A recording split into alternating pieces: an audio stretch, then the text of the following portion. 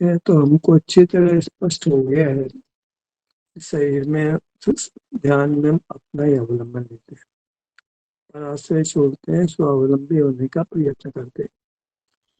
स्वावलंबन के क्या स्वरूप है कि हमारा जो शरीर है, मूर्त, उसमें अमूर्त शरीर है, वो हमारा स्वरूप है और हम है, वो हमारी वस्तु है। उसी के आश्रय से, उसी के संवेदन से हम जीने का प्रयत्न करते हैं। इसलिए इसका विस्तार नहीं है, इसमें कोई धार्मिक क्रियाकांड नहीं है, कोई देव शास्त्र गुरु का आश्रय भी नहीं है, तीर्थों का आश्रय नहीं है। केवल अपने निज विस्तार को जो अभी वर्तमान में है, उसमें उसके सन्मुख होते हैं, उसमें ठहरते हैं। सामान्य रूप से हम बहिर्मुख रहते हैं तो श्वास चलती रहती है, सामान्य रूप से मालूम भी नहीं लगता है। और हम बाहर पदार्थ से जब जुड़ते हैं तो कुछ पदार्थ को उठाना धरना, उसमें हम शारीरिक चेष्टा हो जाती है, हमारे हाथ पांव चलते रहते हैं, हम स्थिर नहीं रहते। जब हम शरीर के किसी भाग पर आते हैं, ठहरते हैं, तो एक तो श्वास रुकती है, दूसरा शरीर स्थिर हो जाता है, शरीर में क्रियाकलाप कम होते हैं, तो बिल्कुल अलग स्थिति बन जाती है। बाहर रहते हैं तो ज्ञान करते हैं, क्रिया हो जाती है। बाहर नहीं रहते, मतलब पदार्थ को नहीं देखते, जानते नहीं, आश्रय करते, केवल अपने विस्तार के सन्मुख होते हैं, वहीं ठहरने का प्रयत्न करते हैं। वहाँ के स्वास्थ्य की स्थिति का हमको अनुभव होता है, सुख का अनुभव, वेदना हो तो वेदना का अनुभव, रागादिक दोष उत्पन्न नहीं होते, वीतराग रहते हैं। जो एक दूसरी स्थिति बनती है, श्वास का रुक जाना, कुंभक का लगना और शरीर का स्थिर हो जाना। अब शरीर को तो प्राणवायु की आवश्यकता होती है और शरीर में कुछ क्रिया की आवश्यकता भी होती है। शरीर जो है स्वाभाविक प्रक्रिया करने में भी रोक पैदा करता है, क्योंकि इसमें न तो हम प्राणायाम कर रहे हैं, न आसन कर रहे हैं, न कोई चल फिर रहे हैं, न दौड़ रहे हैं, तो शरीर स्थिर रहता है, श्वास नहीं आती है। तो श्वास नहीं आने का तो ठीक है, तो अपने आप श्वास तीव्र आती है और उबासी भी आने लगती है, शरीर स्थिर रहे तो हम जमाई लेने लगते हैं। ये सब कुछ ध्यान में होने वाली परिस्थिति है। खास बात यह कि मैं आघातिक से बचता हूँ, तनाव नहीं होता है, तो शरीर हमारा स्वस्थ होने लगता है।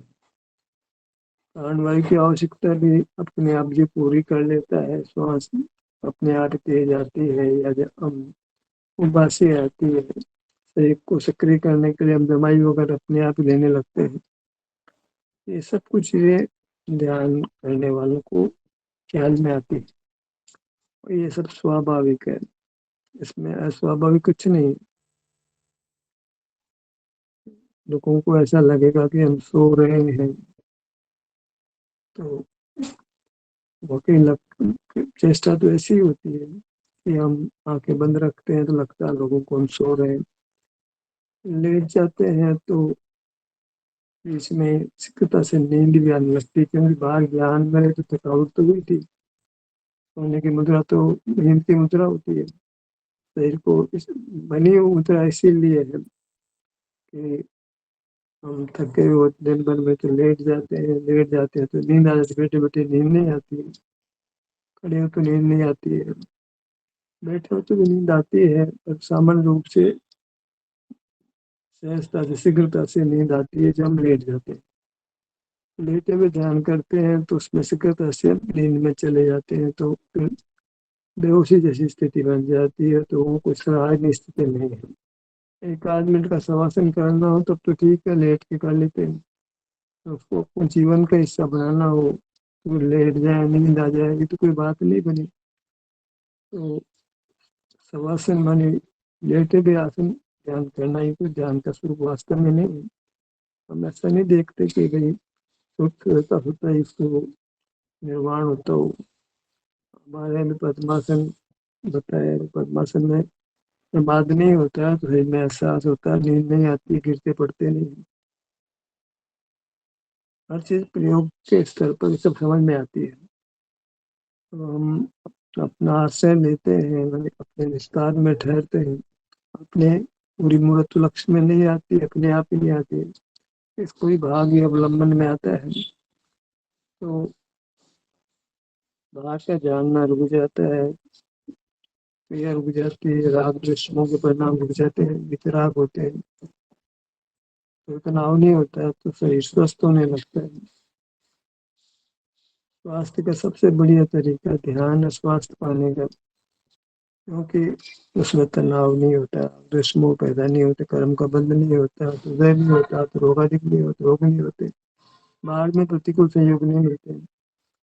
ध्यान में सब अच्छा ही अच्छा होता है। बस इतना है कि एक कुंभ किस्त पे लगती है, श्वास रुक जाती है, तो हम श्वास लेना ही पड़ता है, या फिर अपने आप ही उबासिक रूप में श्वास आती है, अधिक स्थिर हो जाते हैं, जमाई लेने का परिणाम अपने आप ही हो जाता है। सबसे बढ़िया बात ये होती है कि हम वीतराग होते हैं, बाहर के पदार्थों के संबंध में तनाव पैदा होता है, अपने संबंध में तनाव पैदा नहीं होता है। अपने संबंध में तो वीतरागता होती है, दो के बीच में राग होता है। आप अपना ही आश्रय करते हैं, दूसरा नहीं, तो किसके प्रति राग द्वेष करोगे, किस पर पदार्थ में अपनापन करोगे, किसके कर्ता बनोगे। सहज ही एक शांत अवस्था, वितराग अवस्था, सुख की अवस्था होती है, और वही ध्यान का स्वरूप है। अब इसमें कोई शब्दों का काम नहीं, कोई द्रव्य गुण पर्याय नहीं है।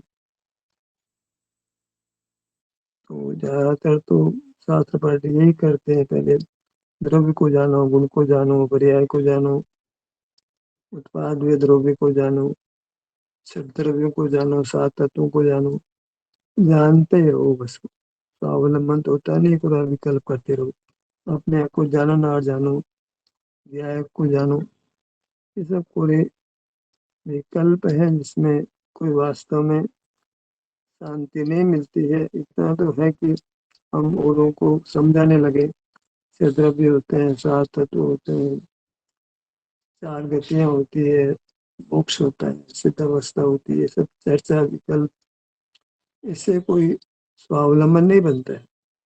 पंडिताई तो आ जाती है, दूसरों को आकर्षित भी करने लगते हैं कि हम बहुत जानते हैं, और वास्तव में कोई मोक्ष मार्ग नहीं बनता है। बाहर में हम अहिंसा की क्रिया करें, सत्य बोले, अचूर्य भ्रम से परिग्रह हो, पर इन सब से कोई अपना स्वावलंबन नहीं होता है। उपवास भी कर लेते हैं, ठीक है, रोक लेते हैं, भोजन नहीं करना, तो भोजन की इच्छा भी नहीं होती है, परिक्रय परिमाण भी कर लेते हैं, और जब तक अपना आश्रय नहीं लेते, अपने विस्तार में नहीं ठहरते, तब तक कोई मोक्ष मार्ग प्रारंभ नहीं होता। ये शरीर के पर इस क्षेत्र में रुकना यही जीव नहीं करता है, क्योंकि साथ में वो मूर्त है, तो कहता मूर्त का आश्रय हो गया। मूर्त तो दिखता नहीं है, देखने में रहा है, तो आत्मा को भी देखना जानना चाहता है। आत्मा कोई प्रमेय नहीं है, इसको आप देख लो, जान लो। आत्मा तो सुख का बना पदार्थ, तो सुख का अनुभव कर लो, बस इतनी सी बात। स्पर्श रसगंध वर्ण वाले पदार्थ तो आप देखते जानते हो, सुख को देखना जानना नहीं, तो उसको तो भोगा जाता है, सुख तो अनुभव में आता है। तो यहाँ को जानना देखना जैसी प्रक्रिया नहीं होती है। यहाँ तो सुख का एहसास होता है, शांति का एहसास होता है, वितरागता होती है, हमको अच्छा लगता है जब राग द्वेष नहीं होते हैं, शरीर स्वस्थ हो जाता है, तो अच्छा लगता है हमारे को। तो एक ऐसी स्थिति है जिसमें देव सास गुरु का रोल नहीं है। हम तो उसको आवश्यक मानते हैं, देव साधु के स्वरूप को जानो, उनकी भक्ति पूजा करो, जहाँ से भी निर्वाण है, क्षेत्रों की पूजा करो, शास्त्र की पूजा करो, गुरु को चरण धोकर गुरु को आहार दो, भगवान की परिक्रमा लगाओ, ये सब बातें कोई स्वावलंबन की प्रक्रिया ही नहीं है, ध्यान के रूप नहीं है। और ध्यान के बिना तो कर्म का नाश नहीं होता, शुद्धि नहीं होती है, कर्म क्षय नहीं होता, तो मोक्ष नहीं होता है। ध्यान से प्राय जीव दूर ही रहता है, धार्मिक क्रियाओं को अपना लेता है, ज्ञान अर्जित कर लेता है, सत्संग भी जिसका ध्यान करना है वो तो मूर्त शरीर में मिला हुआ है, और हमारा परिचय तो मूर्त पदार्थों से ही है। मूर्त पदार्थों का आश्रय कर ही हम धर्म करना चाहते हैं। देव भी मूर्त, शिव भी मूर्त, शास्त्र भी मूर्त, तीर्थ चित्र भी मूर्त।